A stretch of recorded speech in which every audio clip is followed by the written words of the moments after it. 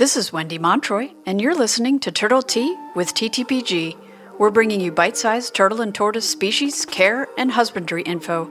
This show is brought to you by the Turtle and Tortoise Preservation Group, whose mission is to ensure the survival of the world's turtles and tortoises through captive breeding.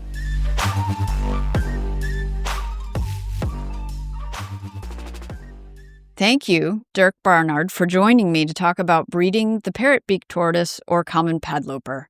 Dirk is the founder of the Tortoise Conservation South Africa and recent keynote speaker at the 2025 TTPG conference. We'll go over everything you need to know from egg laying to hatchling care. So, normally I would ask if this species needs to be kept and bred more in captivity, but I think we know the answer to that. They really do. Yeah. As far as their status in the wild, they're under a lot of threats and they're extremely rare. At least from my opinion, I really don't know a lot of people that have them. Even in their native country, there aren't a lot of people keeping and breeding them. Yeah, so, some of the guys keep these species, but I always wonder on the one side why they don't want to. Obviously, there's the private part where, people just don't want to disclose what animals they have, where they live, what they drive, what they do, how much money they earn, those kind of things. And I respect that 100%. What bothers me slightly is if people don't want to, disclose where the animals came from, not your breeding stock, original breeding stock. I mean, if it's F2 or F3 babies, it's something different. But, the difficult thing is, I know in Europe they had this issue a couple of years ago. I think they were standing on 216 specimens, but the original breeding stock was 2 males and 2 females. So, that's not helping conservation at all. But if there were people that did have F1 babies, for instance, that could actually supply them with new genetics, for me, that's the proper way of conserving species. Namibia is the biggest country in the world with cheetahs, and genetic diversity even in the wild is quite thin with them. So it's a constant need of supplying new bloodlines, and that's the one thing that I'd like to see change, at least in the US with the ESA listed species.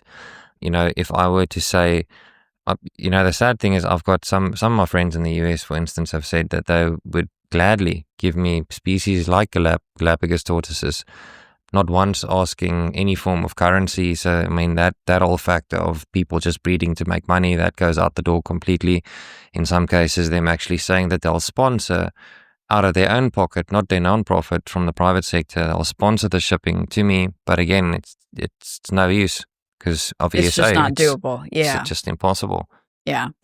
And, your example of that many babies from, did you say 2 or was it 4 founder animals? 2 males and 2 females. Okay, so 4 animals. You're just creating a giant genetic bottleneck, and anything that's recessive in those animals is going to come out. And you're right, that doesn't help the species at all. Yeah, on the one side, you'll have ignorant people saying there's enough in captivity of a certain species, but there's enough in that regards, but they're all basically related. Yeah.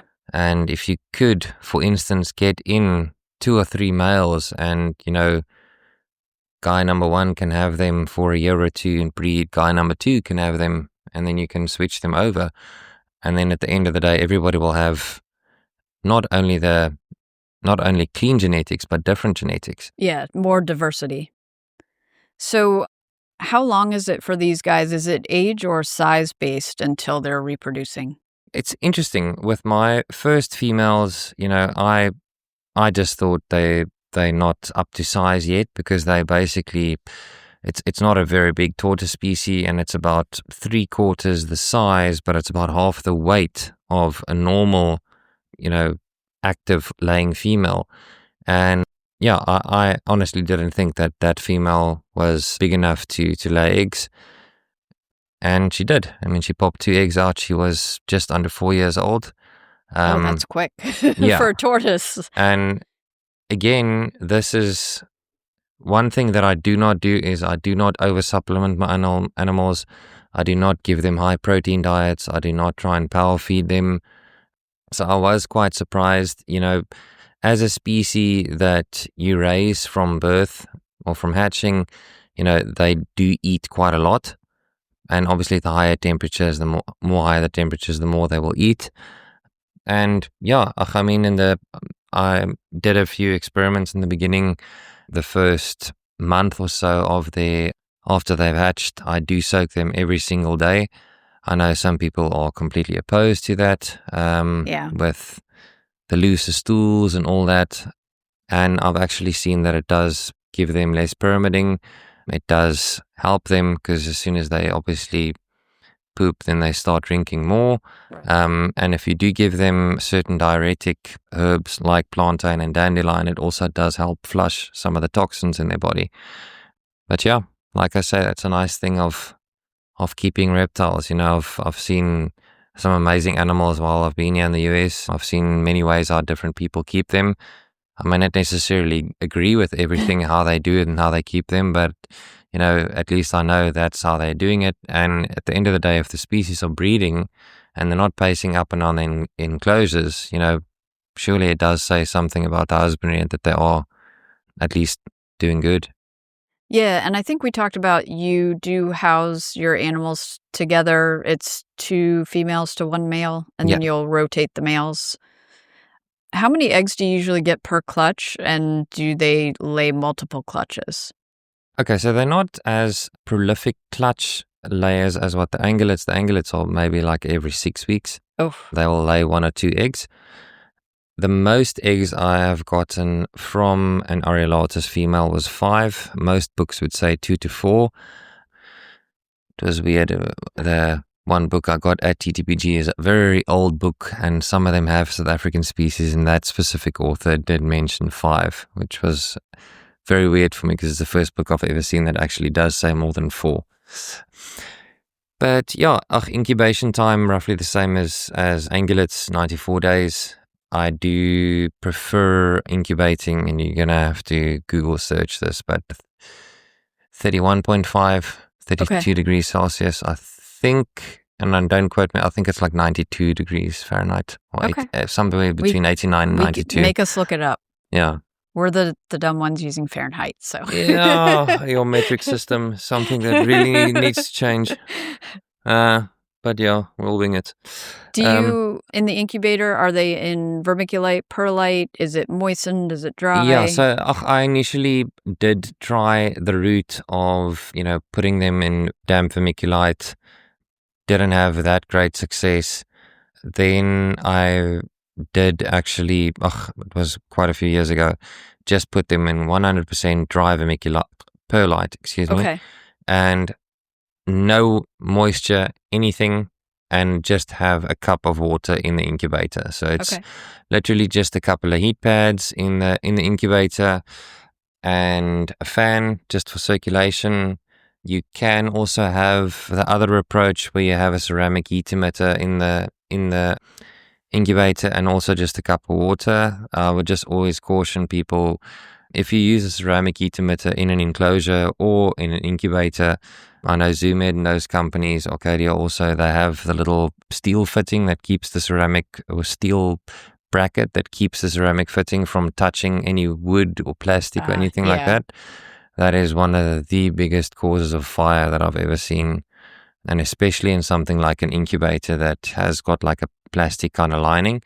So the cheapest alternative to that, and I called it the backyard South African method, is basically just taking normal kitchen foil, making sure that the reflecting side obviously points outwards, fold it about 8 times, and just make sure that it's broader than the bottom side of the ceramic fitting.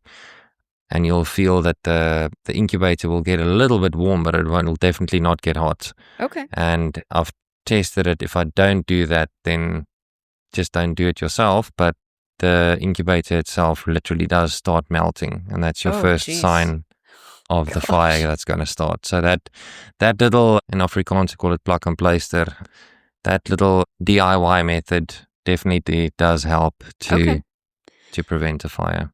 So you're doing all perlite now? Like 100% that was better than dry perlite. Okay. All right. And you said 90 days till they hatch? Or? Yeah, about 94. Okay. That's actually pretty quick. especially compared to like redfoots, yellowfoots. Do you leave them in the incubator for a couple days, or are you pulling? Okay. So I let them hatch naturally, and depending on the embryonic yolk sac, I'll leave them 2, maybe 3 days. I prefer taking them always out of the perlite because it's dry, it'll always just stick to them. Yeah. So you can maybe just use a little spray bottle, just spray them off lightly, and put about 2 layers of paper towel just in an ice cream tub or something, moisten it nicely, and about twice a day I'll just go look and see if the bowl has dried out by any means, and I'll just take them out, spray them off a little bit again, and just put a couple of squirts of water back into the bowl, and then you'll see it'll absorb perfectly. Okay, so once the yolk sac's absorbed, where do they go from there? Do you have like a juvenile setup? Or I do have a juvenile setup. Maybe it's a psychological thing, but I still prefer keeping them just on slighter moist paper towel just for an additional 2-3 days. And then obviously that first 2 weeks is the more crucial time to just soak them every day. The last thing you want is that shell to get dry. And yeah, if you want, you can still put them in a tub and put a little lid over if you're in a very, very dry area. But yeah, soaking is completely essential for either the angulata or the areolatus that first 2-3 weeks. But yeah, after that, some people don't like cocoa husk. I take about 40% cocoa husk and just mix it with a couple of handfuls of play sand, and then the rest is organic potting soil. Okay. And that is misted every morning. Some people don't like misting, but I like misting. I do too. So misting every morning, and just to counter the ambient humidity of a heat light. But again, it's just for winter purposes that you actually do need heat. If it's summer and it's good, you do not need, at least for that first 2-3 weeks, you do not need to provide additional heat. But yes, I would definitely provide UVB. Okay. If you do provide heat, it's fine. The main thing is just to have a humidifier. Right, so they don't dry out. out. It just basically pushes in some extra moisture, and it doesn't dry out their shell, and you'll see that they also don't dehydrate as quickly. Are they eating what you're feeding the adults? Do you just chop it finer, or? Yeah, so for me it was absolutely out of this world going to Phoenix, with a TTPG conference, and it was actually in one of my talks, and my friends taking me around to see different places as well, and seeing the amount of South African succulents that is just randomly in Phoenix, and the guys don't know it's South African succulents. That's probably the best part for me. But no, it's, you guys for some reason call it elephant ear. Elephant ear is actually something completely different, but again, Americans. No, but the plant I'm referring to is called spekboom. In English, it's called elephant food tree. It's the plant that releases the most oxygen in the world. And it is an extremely good feeder food for tortoises. It grows extremely quickly. You can literally make a few cuttings of it, put it in 50% potting soil, 50% peat moss. Peat moss acidity will make sure the roots grow quicker. And yeah, it's a very good feed. You don't need to have it just as a supplemental feed, but especially with a Parrot-Beaked tortoises, I'd say probably the 3 main succulents that they do like is eniums. I did see a couple in Phoenix as well. Yeah. Eniums, spekboom, and echeverias. I'm trying to think of their English name. Hens and chicks. Yes, yeah. I know. I can picture in my head what you're talking about, but I couldn't think of the name. So basically the same with and the interesting thing about the succulents with the babies is the same thing that I've had with my radiators when they were younger. So many people would say, supplement them with a puncher, and I'll give them a puncher and they won't eat it. And then again, you're getting back to their amazing sense of smell. If you cut the puncher up a little bit and they can smell the juice properly, all of a sudden they want to eat it. Yeah. And I've tried it with the baby Padlopers. Give them succulents, they don't eat it. Cut it up a few times and the liquid starts coming out and they love it. Yeah, I've had the same experience. If you give them a whole pad, a lot of times they'll ignore it. But if you cut it into strips, then they're going to go right for it. And that's the thing I actually missed to say, when I do give them mustard greens and stuff like that, in South Africa, a puncher is actually listed as an invasive species. So if we want to get in powder, you have to somehow make it. So I can either confirm or deny if I make my own cactus powder. But what I will say is if you can do it, only thing you need is a knife and a dehydrator, or so the guy that does it tells me. But yeah, that is a supplemental feed that I'll also put on over the mustard greens and so on. Green frilly lettuce, butter lettuce. Obviously, try and stay away from iceberg lettuce. But yeah. So I do want to mention for those in the U.S., I'm pretty sure Capodolo Farms has cactus flour, which I'm assuming is the same thing. Yeah, so Andrew Hermes, a good friend of mine, he's actually the one that hosted me in Phoenix. He also sells various dried fruits. Why am I running out of English? Dried foods. And it's been a long day. So. Yeah, so he sells various dried plants, but he also sells the dried cactus powder. And that was the cool thing for me about this whole trip, is actually seeing a lot of the stuff that I do, a lot of people do to a certain extent, and then just with maybe one or two of my adaptations, their tortoises do better. And who knows, next week if I'm back home with one or two of your adaptations, my tortoises do better. And that for me is the beautiful thing of the whole tortoise community. You can be in your head, you can think, and again, I'm not trying to put wood on my own fire here, but many of my friends in South Africa asked, like, are you looking forward to going to the US and you're going to teach so many people on how to keep tortoises? And my main thing was just like, there's a lot more people in the US that are keeping exotic species and stuff than what we are. And if anything, there's a lot for me to learn from you guys, and especially in the terrapin section. I mean, we've got a handful of terrapins. You guys have got a hell of a lot of terrapins, and then you've still got the exotic component as well.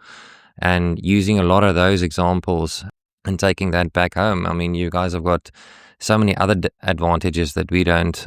Just basic things of choosing different products in a pet shop, or access and cost and all of that. Yeah, our import duties and those kind of things makes us suffer a little bit. But it's even if you are a registered nonprofit, you pay the same amount of import tax, right? So it doesn't save you from that. So it's again, when it gets to those people that say fund it, or there's always another obstacle to cross. Yeah. When your UV bulbs that you need for all of your animals cost double or more, and we know how much they cost here, and it's not cheap. And it's literally double or more. So take that in South times Africa. 2, and that's what you're looking at.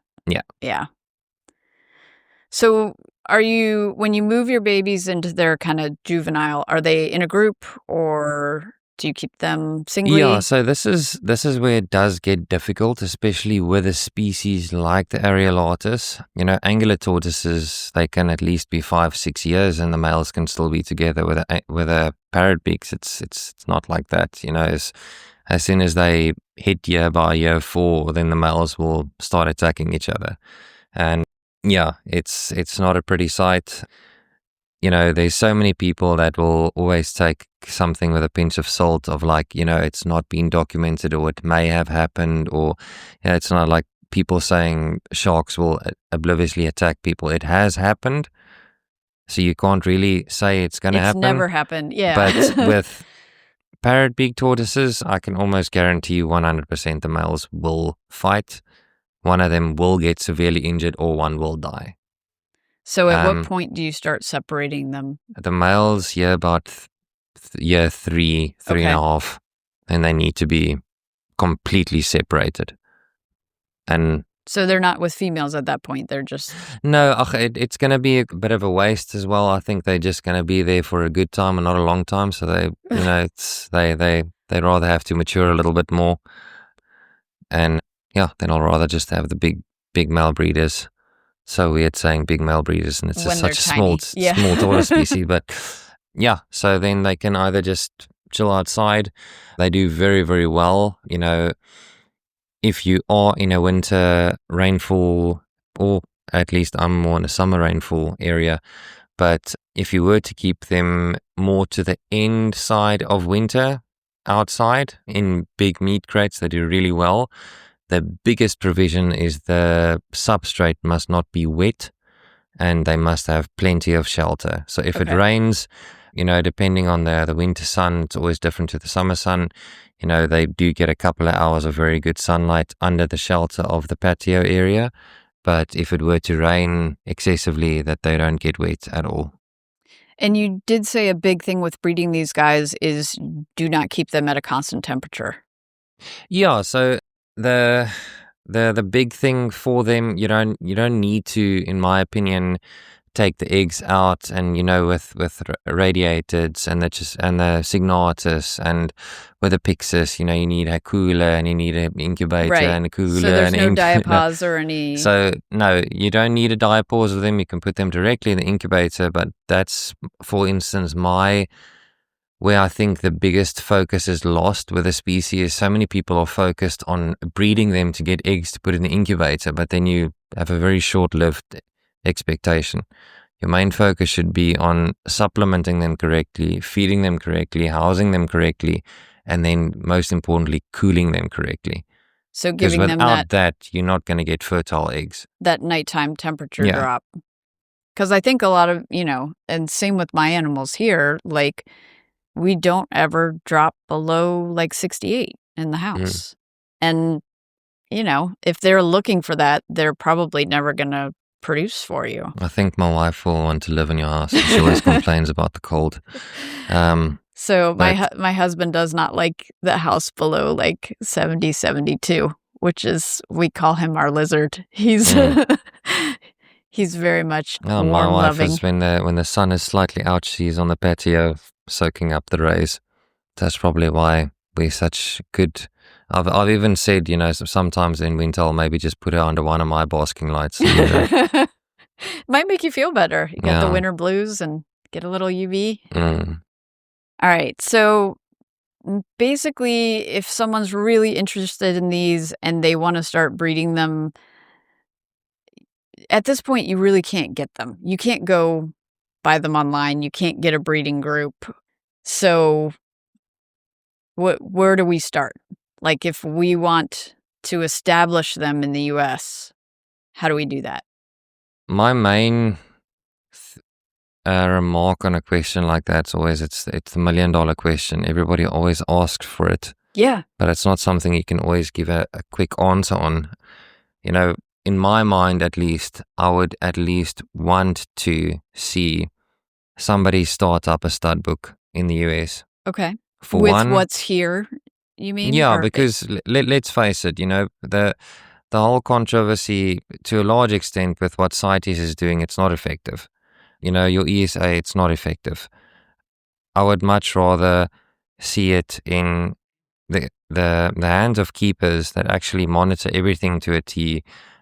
Species are brought in, DNA analysis are done. You can see this male is that male, that one's from that group. And then you can see there's maybe 5 different guys that are also interested in potentially getting these species, but you make sure that none of them are crossbred with each other, or at least siblings aren't crossbred with each other.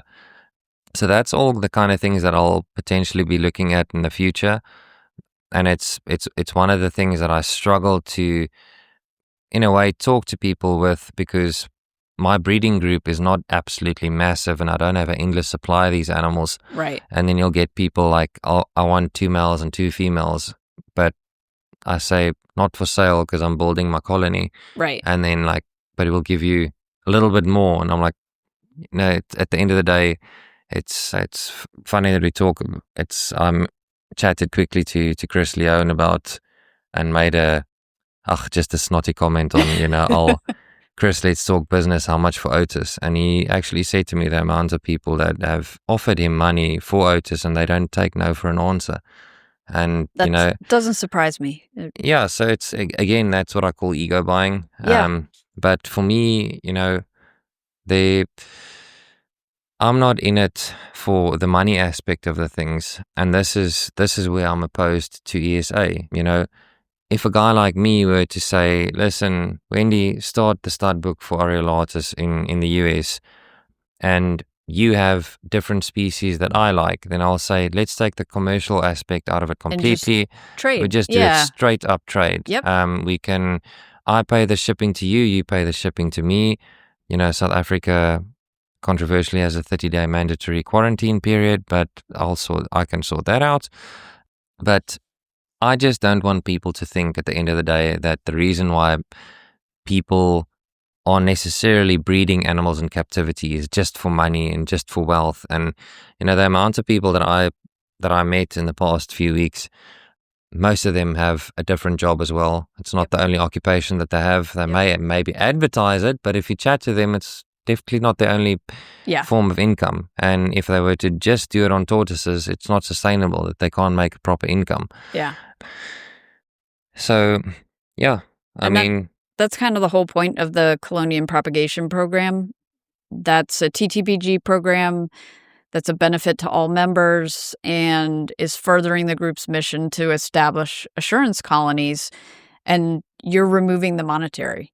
But I don't want to be that guy, but in a way, I'm worried for you guys for that. Because again, if you can get the main people that are running the organization and they can get 1 or 2 additional males in for that project, surely it's much better for the species. Yeah. Because you are already established working with, say, for instance, the Galapagos tortoise. And yes, there are a couple of them that are bred every year, but if you could get 1 or 2 external males in again and diversify that blood range further, and, if there's 50 recipients in the past 5 or so years, you can, for each 50 of those recipients, give 1 or 2 extra babies. And you can obviously mark them with different Q-tex and colors, and you can know which one is which. Yeah, but we may get to a point where we're needing to move animals across, not just think like U.S., think expand world. Yeah. And this is the sad thing with, I know various guys that me inclusive, that would very much like to open a facility that's focused not only on conservation, but captive breeding as well. And then many guys that can help me out with a species that I've always been wanting to work. This tour, believe it or not, it's the first time I've ever in my life seen a Galapagos tortoise. They definitely leave an impression. They're incredible. Yeah, now this whole dream of me being a little boy, and I've actually seen the animal and touched the animal that I want to, but it's like a reality that's short-lived because I can't work with the species. Yeah, that there's no way. And then you speak to other guys, and they're like, last year we bred 100 of them. We saw how many of them in a pet store today. Yeah. Right? But I just don't can't think work with them. A lot of people think about, like, you literally cannot get that species. There's just So it's again basically like you just said, you can't get areolatus. Right. So it's the same. I can't get Galapagos. Yeah, exactly. But if ESA were to change, there's a possibility we could help each other. Yeah, and I know USARC is working on that for us to at least... Yeah, it was one of my questions at TTPG when Anthony Paglioni had his chat. I'm just optimistic on the one side. You don't have much choice other than not to be. But yeah, I was just blown away with, so many of the guys that how I seen obviously the first day I went to James Badden's place, the animals that he has is something different. And obviously I did get to see an armadillo. I'm a little bit irritable because my friends let me know that an armadillo does stink that much. And I only had one jacket with my non-profit stitched on, and I was typical tourist, had it with its sweat glands and everything over me, taking nice. So I got some nice photos, but I just didn't smell nice for the day. So another thing I thought of, is there anyone else breeding the species? Like, is there a group in Europe or anywhere else that you know of? Yeah, so the Homopus Research Foundation, they are breeding the species, but it's also under the provision that it's for Europe. Okay. And that it's... so no movement in or out? Or... Yeah, so, the one thing that I like about my country specifically is perseverance. No matter how difficult your government will make it for you, somehow we always try and persevere. Our rugby team is probably the best example of that. And, at the end of the day, I think if USARC were to get some of these things overturned and some of the different countries and organizations can actually chat to each other, and we can even say, we're going to do genetic testing, we're going to have DNA analysis done. There's no way that you can say that these animals are coming from the wild or they were Right. smuggled. Everything was done above board ethically. We can make provisions that you must have a non-profit, or that for instance, I'm just going to objectively push this in, but that a certain percentage of your profits of that species were to go to that species in the wild. But yeah, I mean, there's so many different possibilities, but at the end of the day, if we're just going to sit and say somebody else is going to battle it out and we're not going to do anything, I don't see anything happening. So that kind of makes sense for you building up a colony now, because if the laws can get worked on and we can work something out, like, having something where if they can come here above board, legally, captive bred, and people here can start breeding them, I don't know how you would enforce it, but saying, a percentage of all your sales goes back to the mother country where you're saving them there.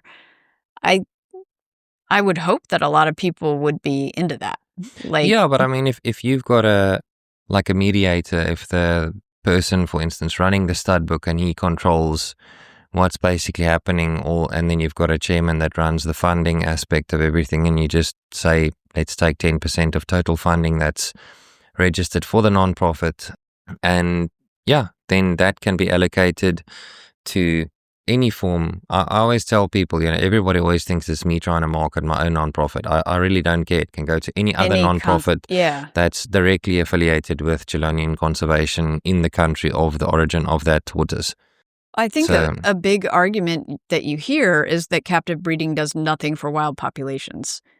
You hear people say that all the time. So controversially, it was a South African as well. I don't know if you know what a Spix macaw is. Yes. So that whole project in Brazil was run by a South African. I did not know that. And the video that he actually published on Facebook of the Brazilian authorities on their way without the correct evidence, and all those birds were seized, and the last bit that actually did manage to breed in the wild were actually also caught and put back into captivity. And I always say to the greenies saying against captivity and against zoos, what do they think of Dr. Jane Goodall? Dr. Jane Goodall is probably one of the most respected conservationists ever to live, and bless her soul, she passed away this year. If Dr. Jane Goodall says that zoos have a place in the world, I think they do have a place in the world. I agree with you. Again, I mean, I'm a plumber as a profession. At least half of my work is fixing another plumber's work. So, I mean, with all mentalities and all different professions, you do get the rotten apples, and you do get one or two people. I mean, in South Africa in the past week, we had somebody that was convicted that he may not have any pets again for the next 20 years. And the way how he was keeping his animals, I don't think it's somebody that had any love or passion for animals. And that's the kind of message that's being sent, that people that do keep reptiles, that's what people obliviously think the reality is, that how we keep our animals. I mean, whilst I'm here, I've got a pet sitter looking at my birds outside and my rodents outside, and my wife is looking after all the other animals.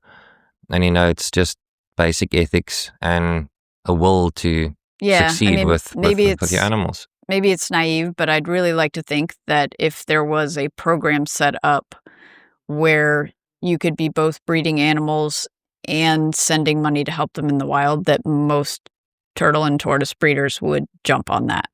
I think it's a really cool idea. Yeah, I mean, I did mention it, not to be in everybody's face at TTPG, and I actually didn't get any backlash about it. Nobody said, I think it's a bad idea or anything like that. But, if you're working with testudo species that, if for instance, working with like the Libyan species or something like that, and it's maybe not a viable option at the current time with the current government or anything like that, that you just say, okay, well, then we're just going to rather allocate it to another locality. Yeah. I mean, South Africa is not the only area where you, for instance, get the Homo species in Namibia, you also get the Solus. So, yeah, I mean, then you can say you're going to allocate the funds rather to another organization working with them in another country. But I would just like to effectively see a little bit more. But again, at the end of the day, you got more on your plate. But if you've got a chairman and you've got somebody running the thing and you want to work with certain species, people can allocate funding to different organizations. Yeah, I think it's great. So is there anything we missed talking about them? About the Parrot-Beaks? Yes. Yeah, we've been talking about so many different things. I know. Yeah, number one thing, just diet, cooling, and just don't keep two males together. Okay. Well, thank you so much for joining me today. And for our listeners, be sure to subscribe so you don't miss the next episode. If people have questions on anything that we talked about today, where can they find you? Yeah, so basically on Facebook, just Dirk Barnard or Tortoise Conservation South Africa, in brackets TCSA. It's my Facebook page, or my email info.tortoiseconservation, one word, @gmail.com. All right. And I'll make sure those are in the show notes if people are looking for you. Thank you so much. Cool. Thank you. All right. Thank you for joining us for Turtle Tea with TTPG. Be sure to subscribe so you don't miss out. We're brewing up new episodes twice a month, every first and third Monday. If you have any questions or suggestions for future topics, you can reach me at wendy@ttpg.org or find me on the TTPG group discussion on Facebook. For full show notes, transcripts, and info about our guests, visit turtletea.org. Until next time, keep learning, listening, and loving those turtles.